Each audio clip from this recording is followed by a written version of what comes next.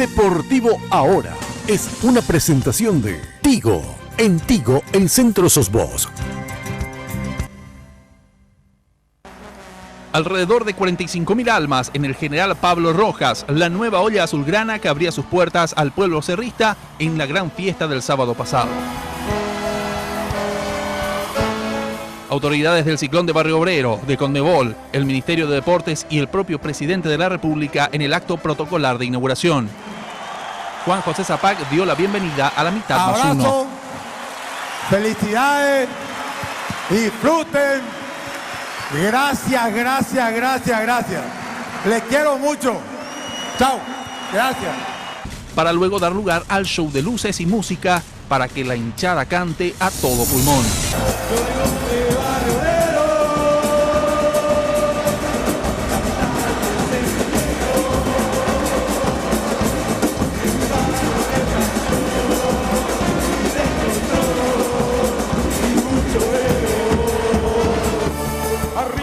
Y la hinchada del gran ciclón se defiende los colores azul y grana por tradiciones.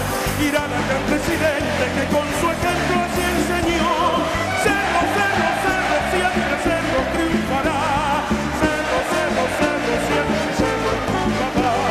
Vamos ciclón, vamos a ganar. Te vengo a ver una vez más. No te veré salir campeón.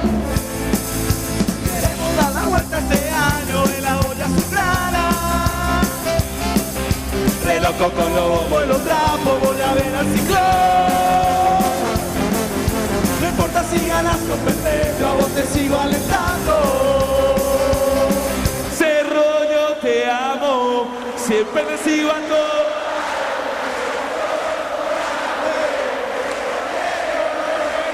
Y este amor que por vos siento, Cerro es un sentimiento de corazón.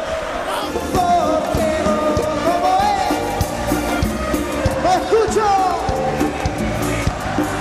Y nadie lo podrá entender. Y yo te quiero ver campeón. Ciclón, ciclón. Las palmas arriba. Las históricas luminarias del equipo del pueblo también tuvieron su espacio con honores. En lo futbolístico, Boca Juniors fue el rival en la ocasión. El conjunto ceneice se llevó la victoria por 2-1 sobre el final, pero el histórico primer gol de Cerro Porteño en la nueva olla quedó con el nombre de Diego Churín. Gran show de fuegos artificiales para cerrar la gran fiesta de inauguración de la nueva olla azulgrana.